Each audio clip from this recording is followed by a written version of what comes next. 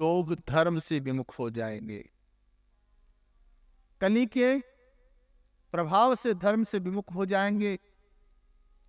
कोई विधि नहीं रहेगा, कोई नियम नहीं रहेगा, कोई सभ्यता नहीं रहेगी, कोई संस्कृति नहीं रहेगी, कोई आचार नहीं रहेगा, कोई विचार नहीं रहेगा। सब दूषित हो जाएंगे, कलुषित हो जाएंगे। क्या प्रयास किया जावे कि जीव यह लौकिक सुखों को भोगता हुआ और छोटे से संसाधन से ही वो पारलौकिक सुख को प्राप्त करे या ईश्वर को प्राप्त करे, अपनी मुक्ति के उपाय को करे। ऐसा क्या संसाधन हो सकता है? यह विचार कर रहे हैं शौनकादि 88,000 ऋषि। ये भगवान से प्रार्थना कर रहे हैं शौनकादि 88,000 ऋषि। तब ही भगवत कृपा से वेदव्यास जी महाराज, जिन्होंने वेदों की रचना की, पुराणों की रचना की, उनके परम शिष्य विद्वान परम मनीषी सूत जी महाराज का आगमन। सभी अभिवादन करते हैं। इतने बड़े बड़े संत, इतने बड़े बड़े महात्मा जब 20 वर्ष के सूत जी को प्रणाम करते हैं तो सूत जी को संकोच लगता है। आप मेरे गुरु से भी ज्यादा उम्र के हैं, उनसे भी ज्यादा तपस्वी हैं, आप मुझे मेरा अभिवादन करते हैं। शौनकादि 88,000 ऋषि मुनियों ने बहुत अच्छी बात क्या कि धन वृद्धा बल वृद्धा आयु वृद्धा तथैव च ते सर्वेपि ज्ञान वृद्धा च किंकिरा शिष्य गृह्णा। चार कि कोई धन से बड़ा होता है, बहुत संपन्न होता है, पैसे से बड़ा होता है, उसका भी सम्मान किया जाता है। आओ सेठ जी महाराज आ गए, ओ हो, आओ आओ महाराज। धन वृद्धा बल वृद्धा, धाकड़ पुरुष आ जाए अभी तो वैसे ही रास्ता उठा देते हैं, छोड़ दो, बोले महाराज जी आ रहे हैं। पहलवान आ रहा है, नहीं आ रहा है तो वैसे हट जाते हैं, रास्ते साफ हो जाते हैं। बल से भी वृद्ध होता है, बड़ा होता है।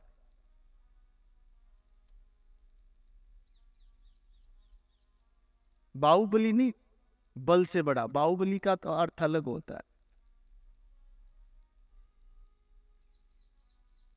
धन वृद्धा बल वृद्धा आयु वृद्धास्ततैव च। आयु में वय वृद्ध होना, आयु से बड़े हैं वो भी सम्मानीय। धनवान का भी हम सम्मान करते हैं, बलवान का भी हम सम्मान करते हैं, और जो आयु में वयोवृद्ध होते हैं उनका भी हम सम्मान करना भी चाहिए। लेकिन शौनकादित्य क्या कि इन सब में बड़ा कौन? ज्ञान। ज्ञान से जो वृद्ध है, ते सर्वेपि ज्ञान वृद्धाश्च, उन सब में श्रेष्ठ कौन? जो ज्ञान से वृद्ध है। ध्रुव हो या प्रहलाद हो, छोटे छोटे ही हैं ये तो, कोई 5 साल का है, कोई 7 साल का। ज्ञान में जो वृद्ध है, मैंने अभी निवेदन किया था ना कि ज्ञान किसे कहते हैं। ज्ञान पोथी का नाम नहीं है, किसी शिक्षा का नाम ज्ञान नहीं है। क्योंकि न तो ध्रुव जी को कोई विद्या प्राप्त थी। ध्रुव जी के तो जब कम ग्रीवा पे जब कान के नीचे शंख लगाया तब ज्ञान हो, तब वो स्तुति कर पाए थे। नहीं, वो तो स्तुति नहीं कर पाए थे। वो बोले मैं बोलूं क्या, मैंने पढ़ा लिखा ही नहीं, 5 वर्ष का बालक। उन्होंने उस ईश्वर तत्व को जाना, अपने आप को जाना, परमात्मा तत्व को जाना। ज्ञानी कौन? ज्ञान वृद्धा कौन? जो वास्तविक सत्य से अधिक परिचित है। हे श्रीत जी महाराज, यद्यपि हमसे आयु में छोटे हैं, लेकिन आप ज्ञान में बड़े हैं। हम आपका अधिक समय इधर उधर की बातों में जाया नहीं करके और हम सीधे प्रश्न पर आते हैं। बोले क्या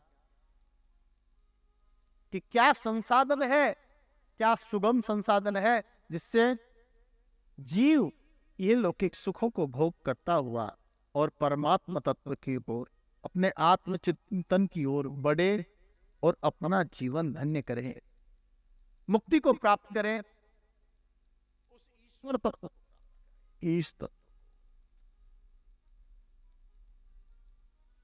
कि कृष्ण प्राप्ति करो शाश्वत साधन तद्वदधुना। क्या कर्म करें जो शाश्वत सत्य को जानने लगे, शाश्वत सत्य को प्राप्त कर सके।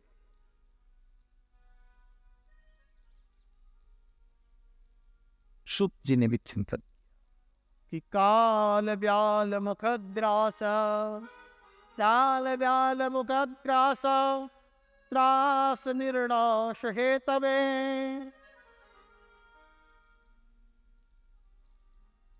कि ये जीव जो है वो काल व्याल, व्याल रूपी जो काल का मुख है उसमें बैठा हुआ है। कैसा है? हमारी जिंदगी कैसी है? जैसे सर्प के मुंह में कोई भी मेंढक बैठा हो। अब जब तक सर्प का मुख खुला हुआ है तब तक तो उछल कूद कर लेगा, मखमली जीप पर फुदक लेगा। सुंदर सुंदर डाढ़ है, पूरा एकदम रक्त कलर का मुंह है, उसमें खूब आनंद कर लेगा वो।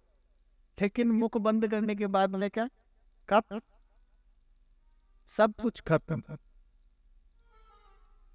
चिंतन कर रहे हैं संत कि कैसी जिंदगी है। काल व्याल मुख ग्रास त्रास निर्णास हेत,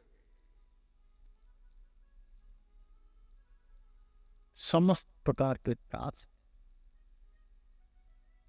तब तक सुखी है जब तक कि व्याल मुख बंद। संतों शुद्ध जी कहते हैं कि इसका एक ही उपाय है।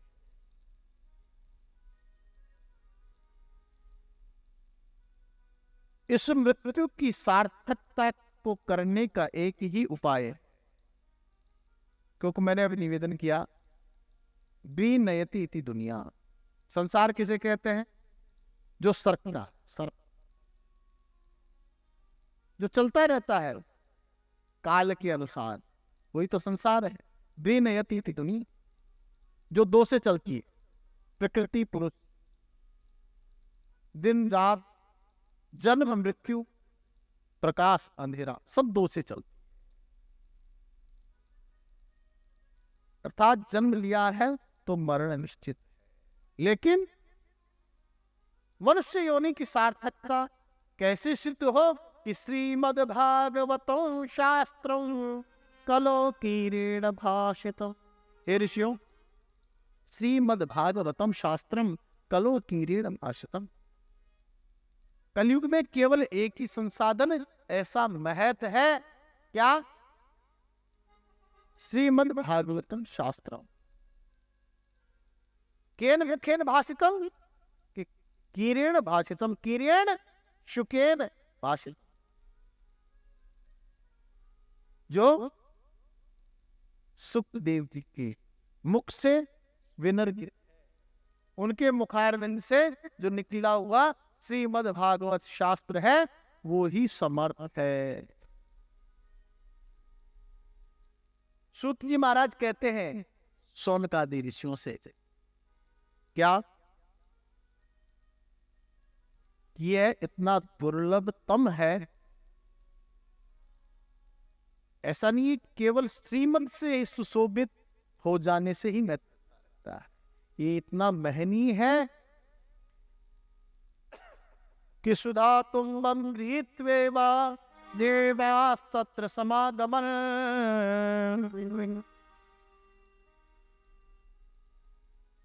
जब सुखदेव जी महाराज परीक्षित को भागवत पान कराने लगे, एक भागवत दूसरे भागवत से भागवत को कहने लगे, पिलाने लगे, तो जो देवता निपट स्वार्थी है वो अमृत कलश लेकर के और सुखदेव जी के पास में आ गए। ध्यान दीजिए, बोले बाल कृष्ण लाल की जय हो। कौन सा अमृत कलश लेके आए? जिसके उस अमृत कलश के कारण कई बार दैत्य और देवताओं में युद्ध हो गया, कई बार स्वर्ग खाली हो गया, समुद्र मंथन हो गया, जाने क्या क्या नहीं हुआ। उस अमृत को देवता देते ही नहीं है। इंद्र गरुड़ जी को जिसने अमृत को नहीं दिया,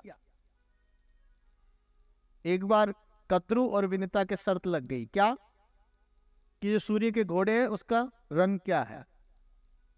विनिता ने कहा श्वेत, कद्रु ने कहा नहीं काला है, वो उसने कहा नहीं श्वेत, नहीं सफेद नहीं। अपने काले सर्पों को बेटों को जाके कह दिया, वो घोड़ों के लिपट गए, बोले देखो काला है।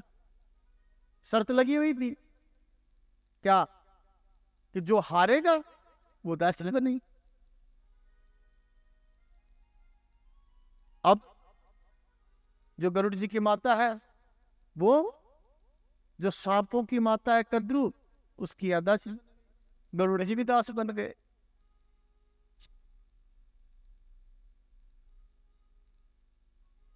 अब दासत्व से मुक्त होने का एक ही उपाय था कि वो ला करके, देवता तो पिला नहीं सकते सर्पों को क्योंकि उसकी आदत को जानते हैं। भाई अगर कोई बंदर को गंजे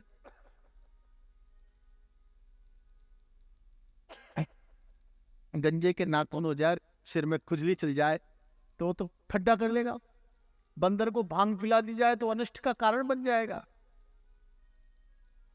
अगर सर्पों को जहर पिला दिया, अमृत पिला दिया जाए तो जहरी तो वैसे ही है, वो तो नाश कर। ये चाल थी उसकी, दासी है। अब गरुड़ जी परेशान है। सिर्फ सर्प है ना, सर्प जो गरुड़ के सिर पर डांस कर, अंडरस्टैंड ना? कभी वहां उड़ो, चलो गरुड़ लेके चलो, चलो गरुड़ लेके चलो। गरुड़ जी परेशान। पहली बात तो क्या, प्रथम दुख तो सबसे बड़ा दुख ये कि माता को दासत्व से कैसे मुक्त किया जाए, चिंतन कर। फिर क्या, योग्य की सेवा करने में दुख नहीं होता है, अयोग्य की सेवा करने में झुंझलाट आ ही जाते हैं।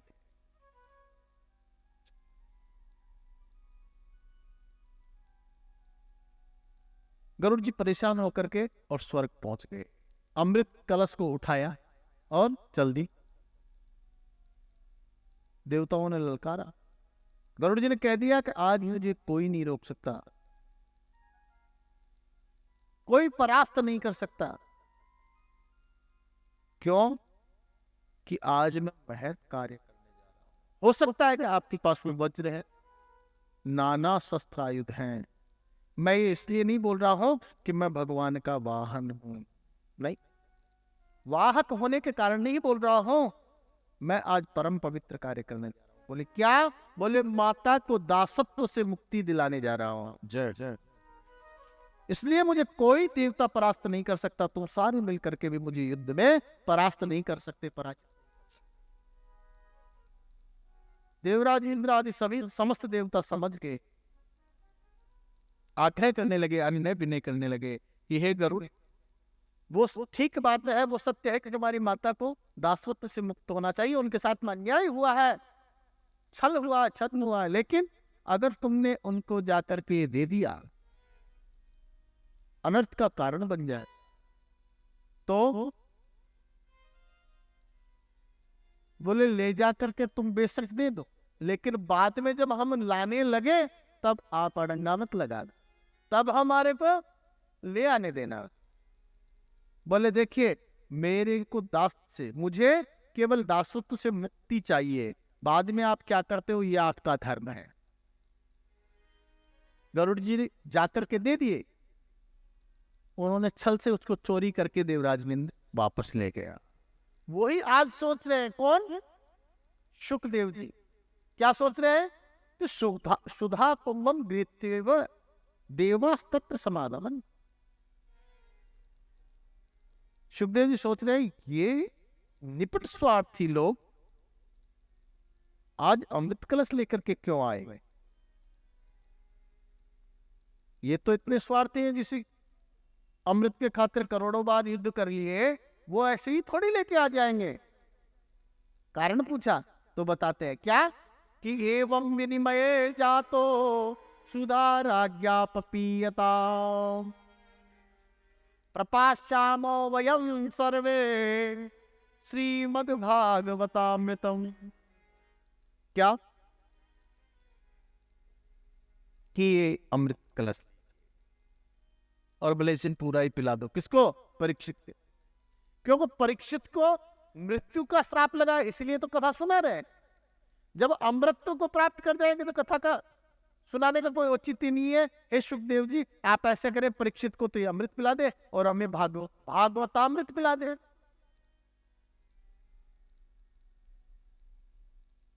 सुखदेव जी ने मना कर दिया। पता है क्यों? एवं विनिमय जाते। उन्होंने क्या प्रार्थना की कि आप ये ग्रहण करो, हमें ये ग्रहण करा। मतलब बुद्धि, व्यवसाय रूपी बुद्धि लगाई। माता पिता की सेवा में, गुरु की सेवा में, धर्म कार्य में कभी बुद्धि नहीं लगानी चाहिए। बिजनेस नहीं करना चाहिए, व्यापार नहीं करना चाहिए। वहां सिर्फ और सिर्फ आत्मसमर्पण करना चाहिए। विनिमय, व्यापार। स्वधा कथा लोके क्व मणिर्महा ब्रह्मरातो विचार्येवं तदा देवान् जहासः। भक्तांश्च विज्ञाय न ददोस कथामृतम्। इंद्र तो 100 अश्वमेध यज्ञ कर लेता है तब बनता है, बहुत तपस्या करता है जब जाकर के इंद्र बनता है। वो कैसे ही हो सकता? स्वर्ग का अधिकारी है, देवराज इंद्र है। देवताओं तो भगवान के निकट रहते हैं, देवताओं की हमेशा रक्षा करते हैं भगवान, भक्त हैं भगवान के। लेकिन फिर कैसे सुखदेव जी ने कैसे अयोग्य मान लिया, अनधिकारी मान लिया? अधिकारी क्यों नहीं माना?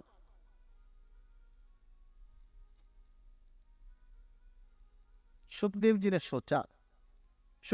सोचा क्या कि ये व्यापार कर रहे हैं, मुझसे व्यापार कर रहे हैं, मुझे ठगने आए।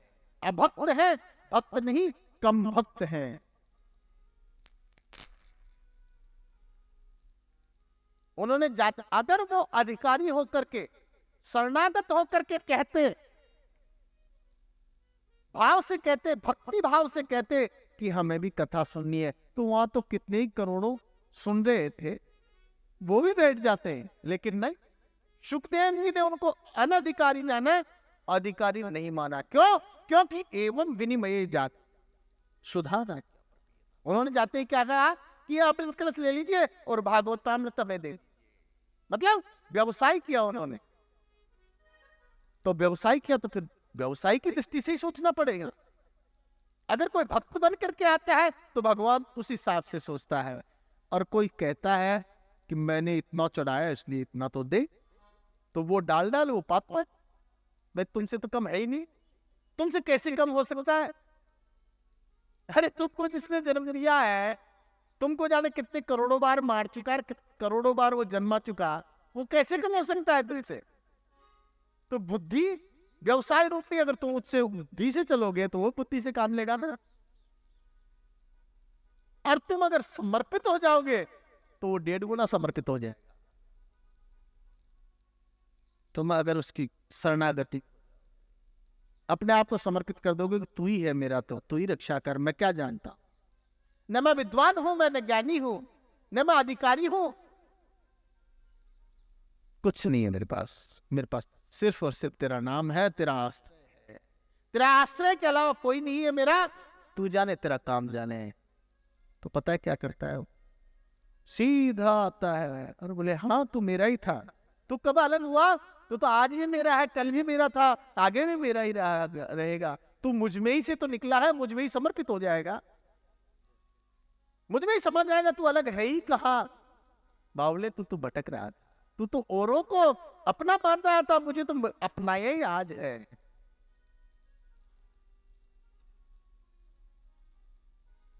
अगर तुम उसको अपना मानो तो दुगनी गति से तुम्हें अपना माने, और तुम वहां बुद्धि लगा जाओगे तो 1.5 गुनी बुद्धि लगा जाएगी।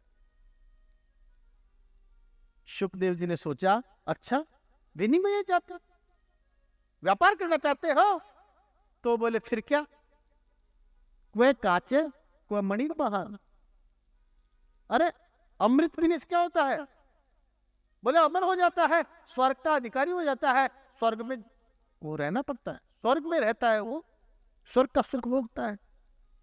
बोले स्वर्ग का सुख कितने दिन भोगता है, बोले जी जितने दिन आपकी तपस्या। बोले फिर क्या, बोले फिर पुनरपि जननम पुनरपि मरणम, और फिर पुनरपि जननी जठर से, फिर वही चक्कर, आना जाना, ले जाना आ जाना, जन्म पर वही सुख दुख।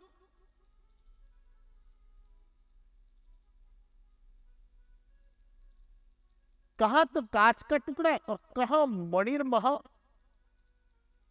अमूल्य निधि, कहा तो केवल स्वर्ग और कहा मोक्ष, ईश्वर साक्षात पर ब्रह्म की प्राप्ति। बोले इस अमृत के आगे तुम्हारा अमृत क्या है, मना कर दिया शुद्ध ने। ए भक्तास्तांच विज्ञाय न ददौ स कथामृतम, उनको अनधिकारी जाना, अभक्त जाना, मना कर दिया। ऐसा महत्व है, महत्व समझ रहे ना, उसका मीनिंग, उसका लाभ, उसका अर्थ, उसका फायदा कितना महत्व रखती है, कितना महान है यह कथा, कि जो देवताओं को भी कभी कभी नहीं मिलती है गलती करने पर। बगैर भगवान की कृपा हुए, बगैर सत्संग, हरि कथा, हरि चर्चा, राम चर्चा,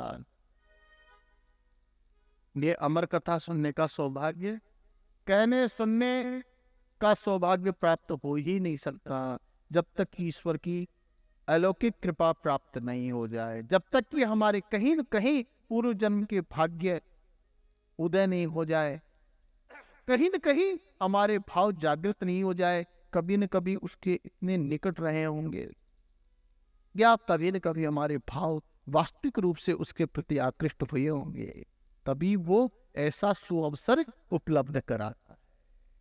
कोई ये सोचे कि मैं पैसे वाला हूं इसलिए सत्संग कर लूं या कथामृत पान कर लूं, कदापि नहीं। कोई सोचे कि अब मैं रिटायर्ड हो गया, अब मैं फ्री हो गया हूं, अब मेरे पास खूब टाइम है, अब कथा सुन, नहीं, न धन से न समय से, न कारण से। कारण तो केवल प्रतीति होती है, वास्तविक कारण तो ईश्वर की कृपा ही होती है। जब तक उसकी कृपा नहीं होती तब तक वो कथा श्रवण कर ही नहीं सकता, ईश्वर चिंतन, उसका नाम ले ही नहीं सकता। बोले बाल कृष्ण लाल की। इतना तगड़ा महत्व, महान महत्व है इस भागवत कथामृत का। देवताओं को मना कर, फिर क्या हुआ कि परीक्षित जी को मोक्ष प्राप्त हो गया। सुखदेव जी से कथामृत पान करके परीक्षित को परम पद मिल गया, भगवत धाम मिल गया। आश्चर्य हुआ कि राज्यो मोक्षम तथा वीक्षा, राज्यो मोक्षम तथा वीक्षा पुरा धाता विस्मृता, सत्यलोके तुलाम बद्ध्वा तोलयेत् साधनान्यजा, लघून्यन्यानि जातानि गौरवेण इदं महत्। इदम महत्, इसका जो महत्व है ना इतना महान है, क्या कि जब देखा कि राजा को मोक्ष मिल गया तब सभी आश्चर्य कर, अच्छा इतना पुनीत है श्रीमद् भागवत, इतना महान है। तोल ये साधनान्य है, तुला लगा दी ब्रह्मलोक में, क्या, और तोलने लगे अन्य साधना, जो जितने भी साधन हैं उनको एक पलड़े में रखा और भागवत जी को एक पलड़े में रखा। तो लघुन अन्यानि जातानि गौरवेण इदम है, इतना गौरवशाली महत्व है कि वो छोटे पड़ गए, क्या, जो और जितने भी संसाधन हैं वो भागवत जी के आगे छोटे पड़ गए। संत जन कहते हैं कि भागवत जी का पलड़ा भारी हो गया, नीचा हो गया। बोले जी नीचा हो गया तो फिर तो नीची हो गई है, तो कहते ना इसकी नाक नीची हो गई, तो नाक नीची होना तो बेकार बात है। बोले नहीं,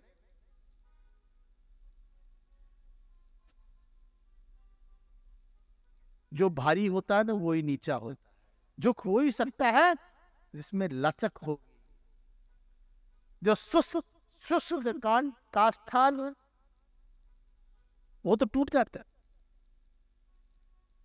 जो मूर्ख और शुष्क काष्ठ होते हैं वो झुकते नहीं, वो टूट जाता है। जो सूखी हुई लकड़ी है ना वो कभी लचक सकती है क्या, मुड़ सकती है क्या? जो विनयशील होगा, विद्या ददाति विनयम, विनय कौन देती है? विद्या। विद्यावान होगा वो विनयशील होगा, और विनय क्या ददाती? पात्र। पात्रता उसमें ही होगी, झुकने की सामर्थ्यता उसमें ही होगी जो वास्तविक ज्ञानवान होगा, विद्यावान होगा, धर्मशील होगा, आचरणशील होगा। भारी वही होता है, सम्मान दूसरों का वही कर सकता है जिसमें कुछ महत्वता हो, जिसमें कुछ भारीपन हो। सम्मान का अधिकारी भी वही होता है जो दूसरों को सम्मान देना जाने। बोले बाल कृष्ण लाल की जय। सभी लोग, लेकिन वास्तविकता में तो भागवत जो अमृतपान है उसकी महत्वता को प्रतिपादित किया। किसने? शुकदेव जी बात। क्यों? कि श्रीमद्भागवताख्योऽयं, श्रीमद्भागवताख्योऽयं प्रत्यक्ष कृष्ण एव हि, प्रत्यक्ष कृष्ण एव हि, प्रत्यक्ष साक्षात कृष्ण है। श्रीमद् भागवत पुराण पर पोथी ग्रंथ या केवल पुराणी नहीं, वो क्या है कि प्रत्यक्ष कृष्ण एव ही, साक्षात कृष्ण की, उस परमात्मा की, पूर्ण ब्रह्म परमेश्वर की वांगमयी प्रतिमूर्ति है। शब्द रूप में साक्षात कृष्ण है। क्यों? कृष्ण जब गोलोक धाम गए, धराधाम को छोड़कर के, तो भागवत में ही प्रविष्ट हुए। सौनकादि 28,000 सुनने के से कहते हैं सूत जी महाराज कि जो भागवत जी है ना, श्रीमद् भागवत महापुराण, ये साक्षात श्री कृष्ण है। और श्री कृष्ण ने ही कहा है कि स्वीकृतो मया नाथ भवसागरे।